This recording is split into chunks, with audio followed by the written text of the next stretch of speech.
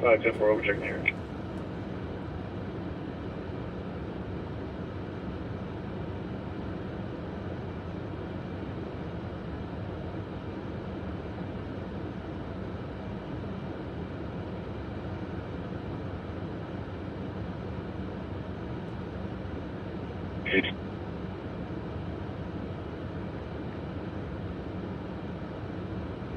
What time much time? Thank you.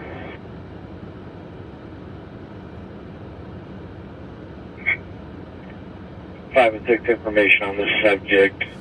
In the past, we got 2 incidents like this. Last time he trampled south in Lafayette, he was found down at Tuscarora. He's also been found at the football field, limestone on one call, and the last time was in December. He was found at the 6900 block of Viper Road. 6-4, thank you. 6-5. I'll head over to the football field and check out Viper.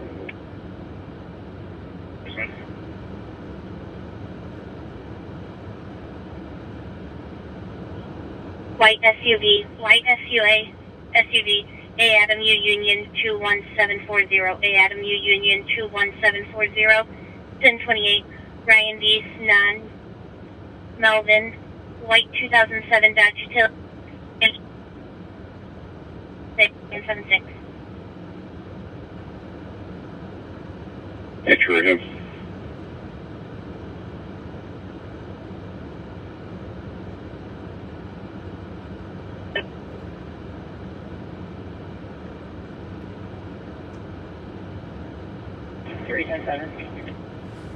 You're out.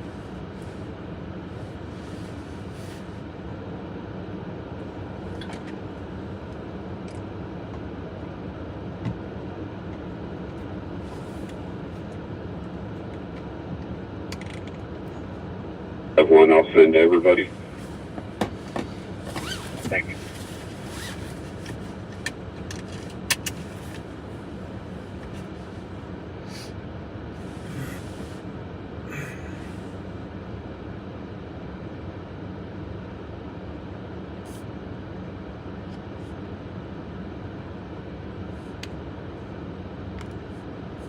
Hey everybody, how's it going? Finally leaving. If you watched the stream this morning, you know what time I got here. Good job, 94 to me, Yes, 94 to me. very long day today. I'm ready to go home and kick back. Oh, and there's supposed to be some icy. Supposed to be some icy weather as well. So we'll see what happens. And if there isn't any icy weather, then it just went through. Then I'm not sure if I'm going to catch it or not. Everybody is picture. I'm not going to try to catch it.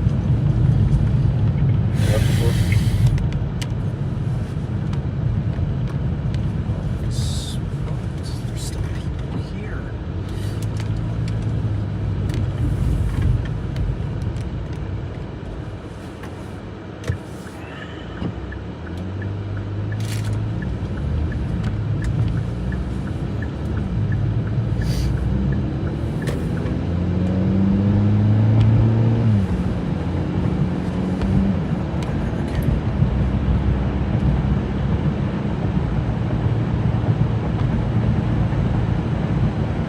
Hey, 310, please.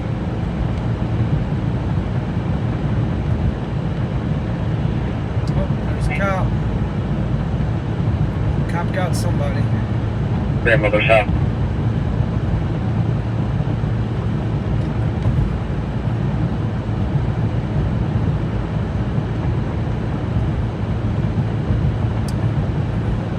Yeah, it's around grandmother's house. That cop's turning around too. I don't know. 6-8. Bye.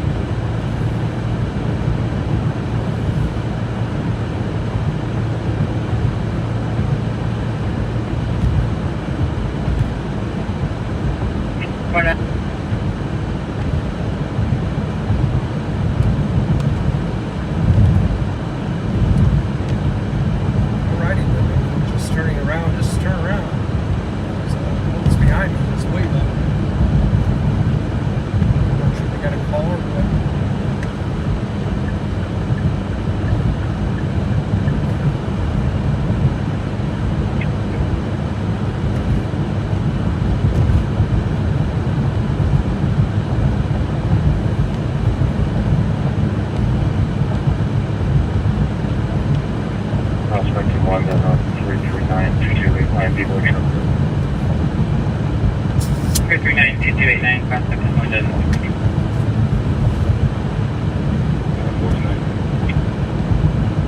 Report to me.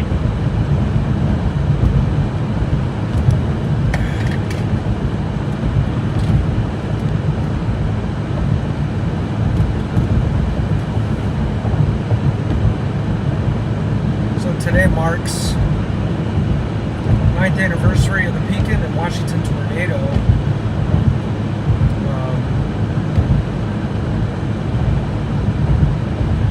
I'll tell you what I was doing that day. We actually lived in Creve, Kentucky, which is Creve Coeur.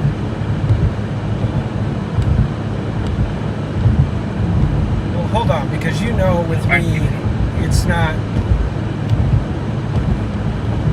an Dispatch, easy can we get a apartment number again, please? It's not an easy story ever, but Station 3 is D David 7, D7. so a couple months before that, I was out doing storm spotting, and no tornadoes. We were getting. Okay, stay by. I'll give a call back just a second. I reported a 65 to 70 mile per hour wind.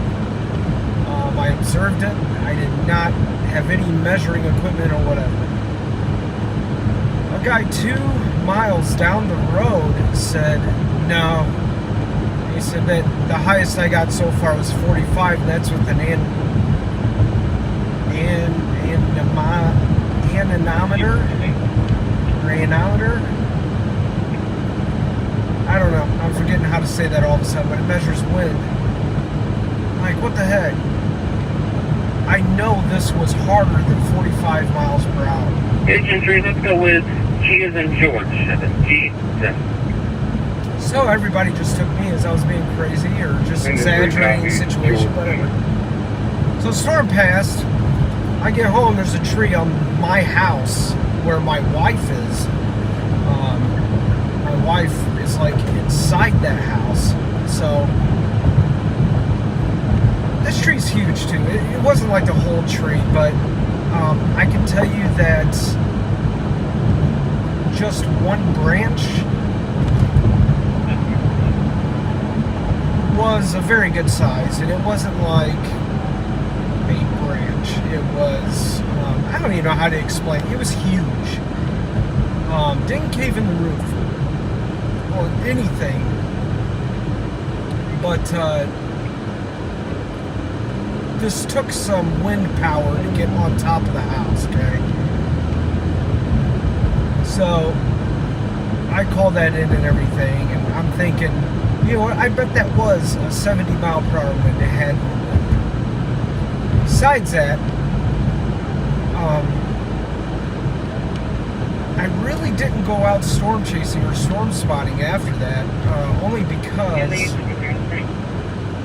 it really freaked my wife out. I didn't want her being alone. She didn't want to be alone. Not with the kid and everything, but so if I remember right, I mean, I didn't do that for a long time, so that might have even been a year before the Washington tornado. Here it is that we have people in front of the station. So I didn't, I decided not to go out that day. As soon as the base answers that. I decided not to go out that day. Just because, but I did see that, you know, it was first time being into weather or whatever. I didn't know what a high risk was. I didn't know what it entailed. I didn't know, oh, high risk. Oh, that's somebody's definitely getting hit with a tornado today. I didn't know it was that thing.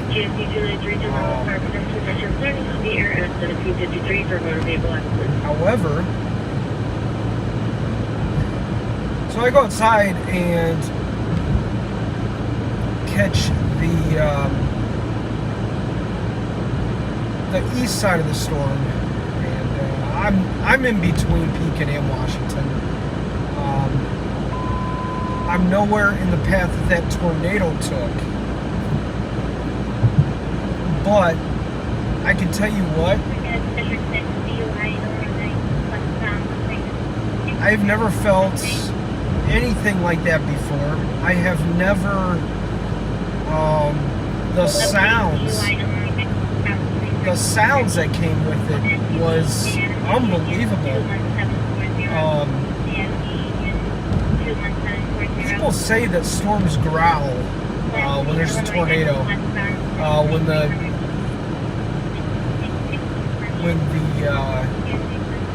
chances are good, or you know, it just makes a growling sound. And basically, I heard that day. My supervisor and I were texting back and forth, and we were just talking about while all this was going on. We were talking about how it felt outside, like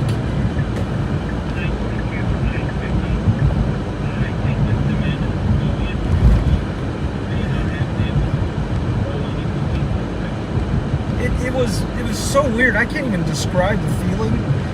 You just knew something wasn't right and something was going to happen. I can usually step outside and be like, yeah, it feels like there could be a pretty good storm today, just by the way things felt. But it was that multiplied by like 10. It was the craziest feeling I felt in my life. So anyway, I'm out there, me being a nerd, I had my scanner radio out there. Actually, it's my ham radio, handheld. But I had, I had Tazewell County EMA on it, and I was listening to them for a while, and so I'm still looking at these clouds and they're growling, and by growling I mean it was like thunder. However, the thunder went on and on and on. It was like a never-ending thunder for at least 10 minutes. Very strange. I mean, it was like one continuous sound of thunder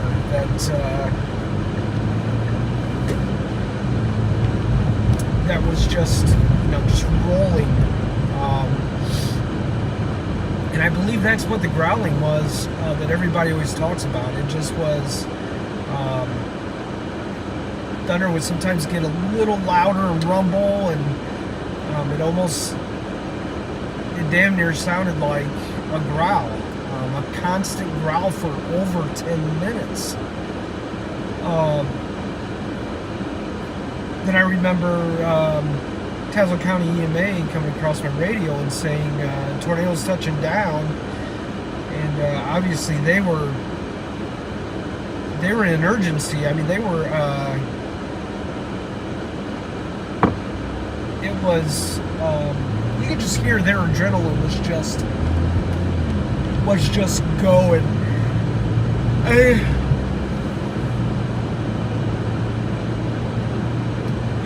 As it's hitting all these houses, and I'm sure I've got pictures of all this still, but it's hitting all these houses, all these apartment buildings. You're not quite sure what the state of the people are on the inside of these houses. So it hit Beacon first. It actually went across the road that I travel every morning. I will actually, I'll point out when I get there where the path was and where it crossed that.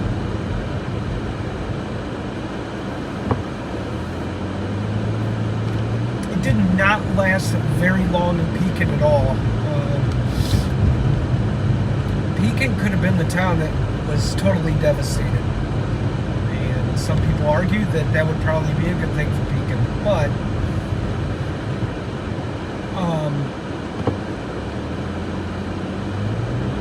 it was just scary.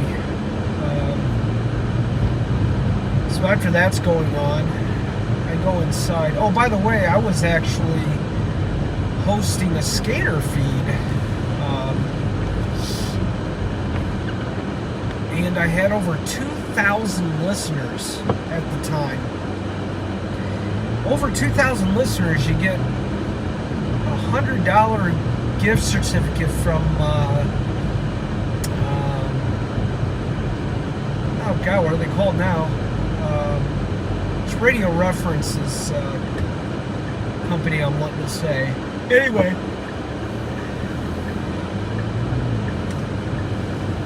So I bought a couple nice antennas with it. That was about it, but that was pretty cool. So after that was done, I went in and watched the Weather Channel. Watched local news, actually, I'm sorry. Because they were breaking. After that tornado, they pretty much stayed on the air and talked about it. As that storm moved toward Washington, it triggered another warning, and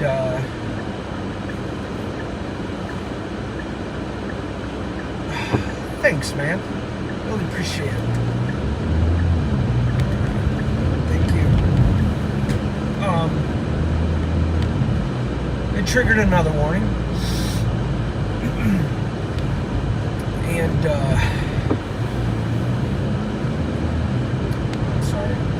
some of these areas trying to maneuver through where you're trying to think and have a conversation is very hard. Anyway, they stayed on the news, and then it triggered another warning just before it hit Washington. So as it's hitting Washington, I'm listening to the scanner, and there's Tazewell County storm spotters are actually talking about this thing. They see it. The police see it, and hearing their voice, just while this thing is just devastating everything in its path, you can just hear these people that are communicating with dispatch and communicating with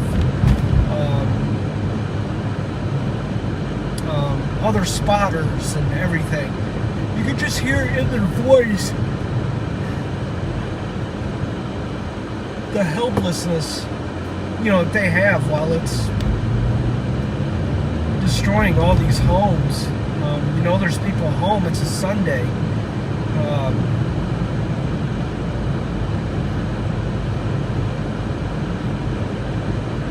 And I got a couple people I'm related to in Washington, and had lots of friends in Washington, people I knew from church,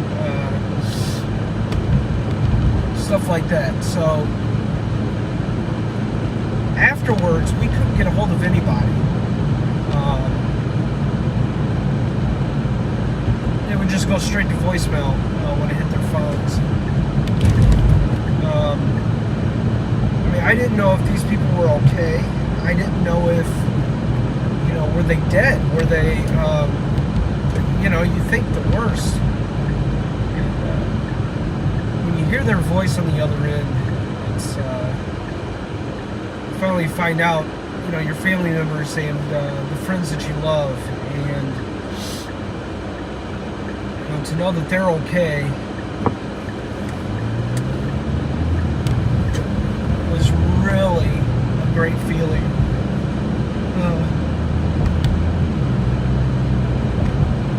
But to know that so many people were going through so much loss at that time. If you're not from around this area, if you are from around this area, you remember it. You remember where you were. You remember what happened. You remember exactly what you were doing on that day.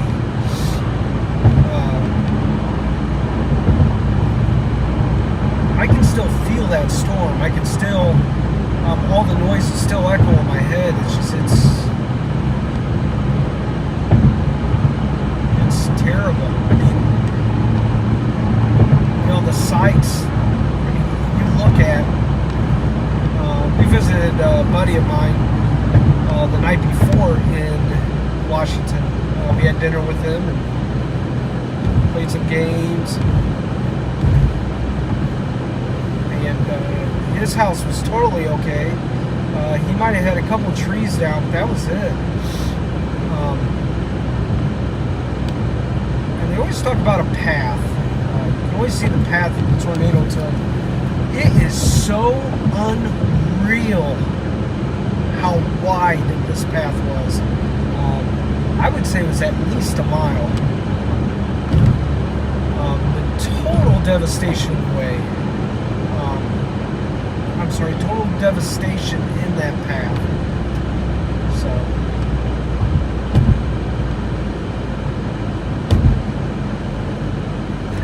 I mean, me even living outside of Pekin in Washington, I wasn't far from Pekin. In fact, we'll be going through there here in a second, but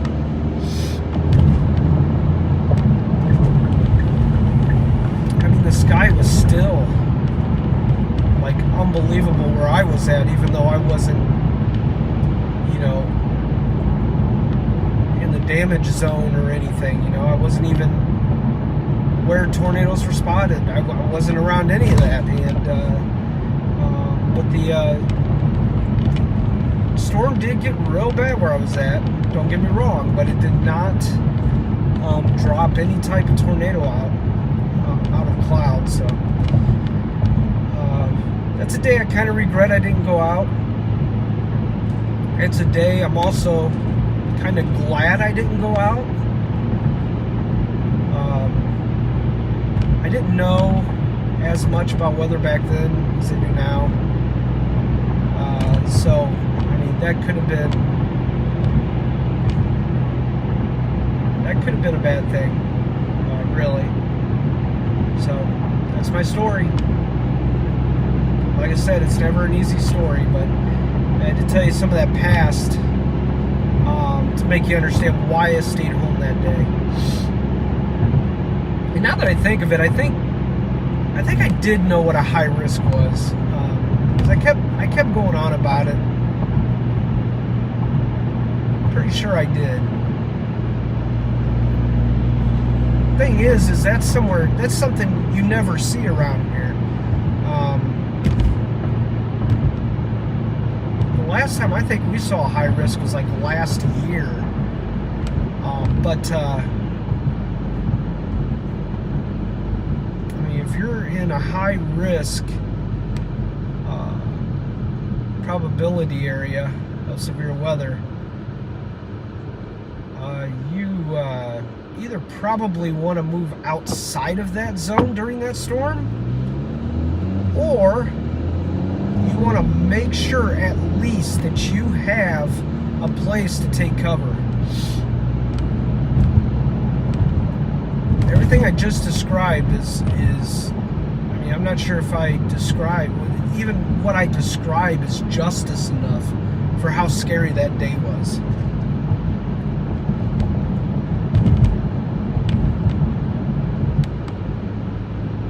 Never forget that day. You know, maybe I don't forget it because I'm a weather enthusiast. I'm a weather fanatic.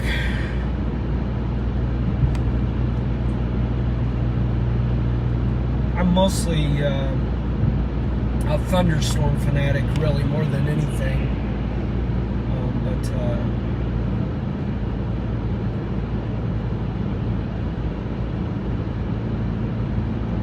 A few months ago, when that weather hit, I went out storm chasing with the Dashcam, and I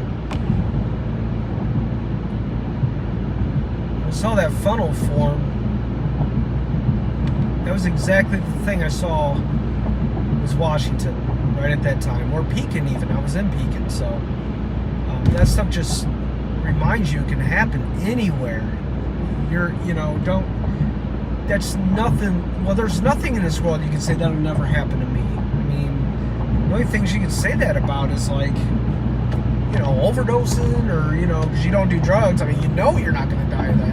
It's not going to happen to you. But I mean, this is something that people just don't think. It's not going to happen to me. I don't need no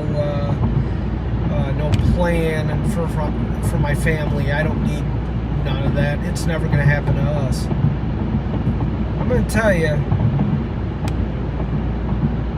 everybody that saw that day thought that was not going to happen to them.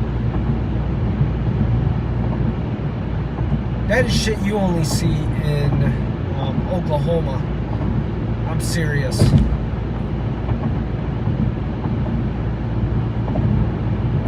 And it's so crazy, like it never happens here.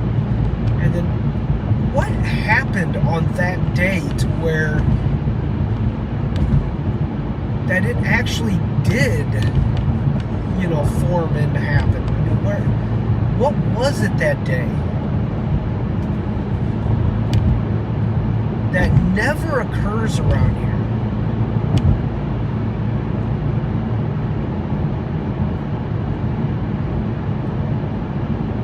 And by the way, the green tint of the clouds is correct as well. That was crazy as crap. Probably, it was almost, it wasn't that the clouds were green, it was that, it's kind of like the backlight of a TV in a way. It was like the light that was shining from behind the clouds was green. And the reason why they say that is that means tornado is because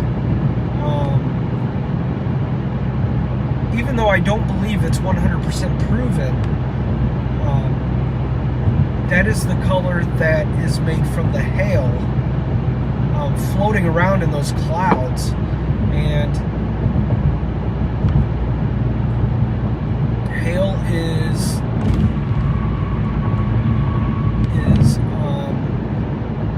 the sign that an updraft is occurring.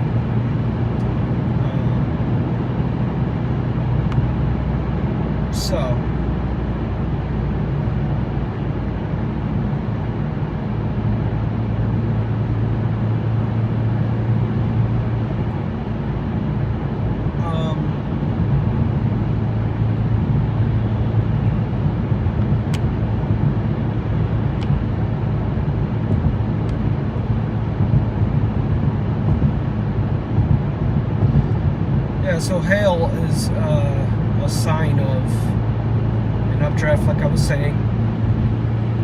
Now, the bigger a hailstone, the stronger the updraft. And the reason for that is a hailstorm goes vertical, up, and then down. And then there's another updraft. It brings it back up through the clouds, and then back down, and then it falls because of gravity. And then the updraft brings it back up, and it freezes, another layer freezes on it, and then it falls, and then another updraft. So it keeps doing that until the hailstones are too heavy to be carried by that cloud. So when you see a thunderhead or whatever, that's pretty much what's going on inside of that cloud, is updrafts, possibly hail, depends how high the tops are. But that's why they associate hail with tornadoes. Updraft is a very important thing to have if you're going to have a tornado. It's got to take that column of air that goes horizontally. The updraft actually moves that column of air vertically. So it doesn't necessarily mean when you see hail you're going to see a tornado, but if there's huge hail, there is a good chance you might see one, but it's not guaranteed. Okay, right here's where that tornado went across the road. All those apartments to the right, you can kind of see they had the roofs were blown off. The houses down that road to the right were destroyed. They weren't totally ground level. I'm sorry, they weren't leveled. Just the houses looked bare. A lot of roofs got blown off. A lot of siding got blown off. There were sections of houses missing. And then it picked up. It actually picked up to my left about right here. So it might have gone, it might have been on the ground when it went across the river, but I doubt it.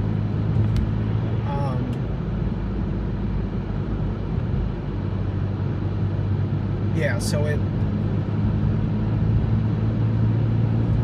didn't make it very far. However, I do believe that is the same cloud, the same tornado that reformed that went to hit Washington. Because, I mean, you keep going straight, you're going to hit Washington. I'm not sure if we ever saw... Not sure, or if you take its path, you'll hit Washington, I should say. It's not,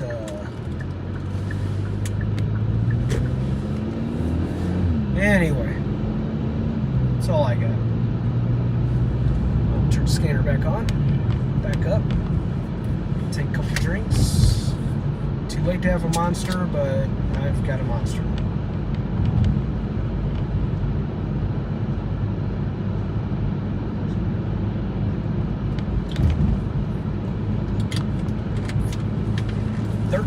Hours today. The driver's not in because the vehicle is stopping.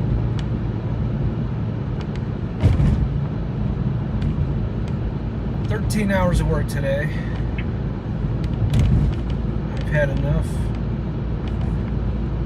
Hoping I don't. Well, I don't know. Anyway. Alright, 714, keep that.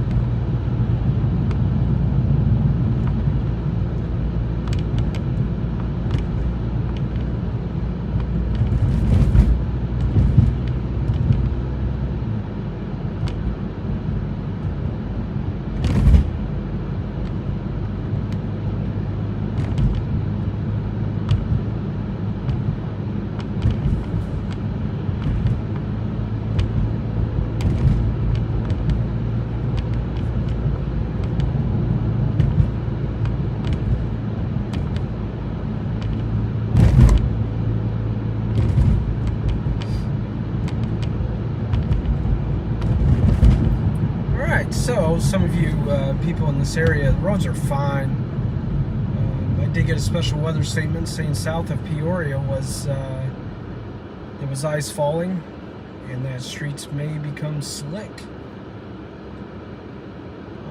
That did not happen, however.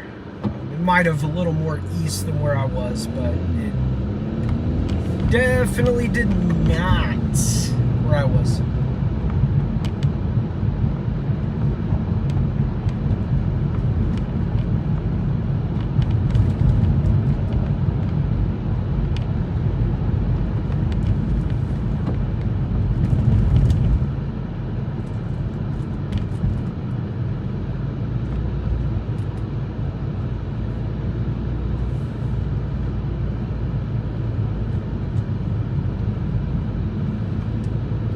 almost home again. I'm almost home, so I will be on. Seems like just a few hours. At about 1:30 in the morning. I really gotta. 2038-10-4, can you advise the cross street? I gotta make it to work early tomorrow, so I might be leaving around 1.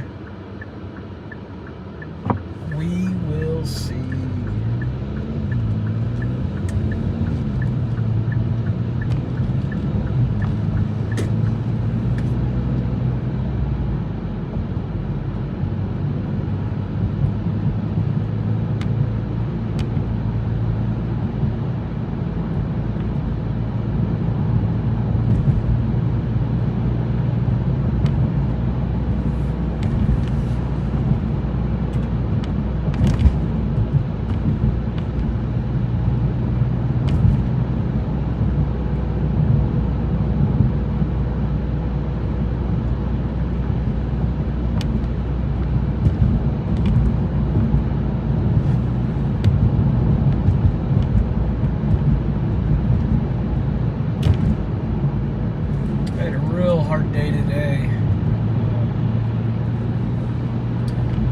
After one of my employees, and I'm not that type of person. I'm not a bully. I'm not. I actually don't think I make a good manager because I'm too nice. The problem is when things can only drive me up a wall so long before I say something or I explode. Today was one of those explosions that happened, and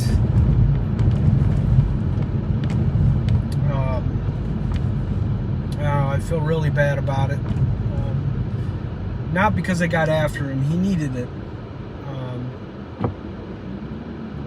It was the way I approached the situation. It could have been handled way different. I do know that now. However, if I could control it, I wouldn't have no problem with the way I got after him. So, very sad, very sad. We talked at the end of the day, and after I was calmed down, and I let him know why that drove me up the wall. I let him know there's a sidewalk, dude.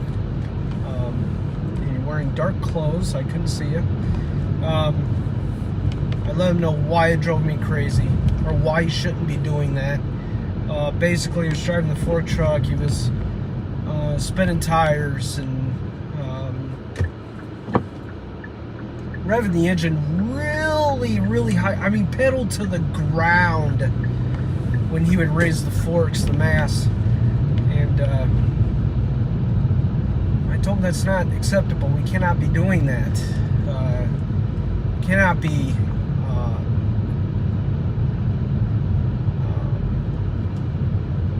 spinning tires, and we can't be running around real fast. We can't be putting the pedal to the ground when raising the mass. He took it bad. Probably the way I took care of it, I don't blame him, but I don't know. It just feels like I'm on his butt every single day, but sometimes I just don't feel like he gets it. But that's the weird thing. I really love the guy. He's funny. He's a good worker most of the time.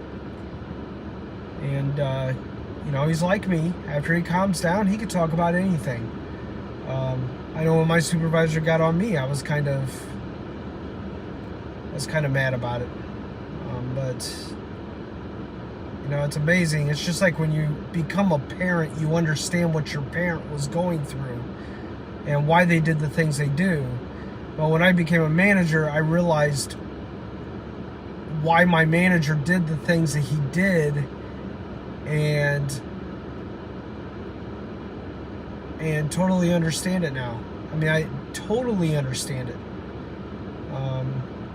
It's hard. Anyway, I gotta go. I love you guys. I hope to see you tomorrow morning. If not, I'll see you tomorrow night.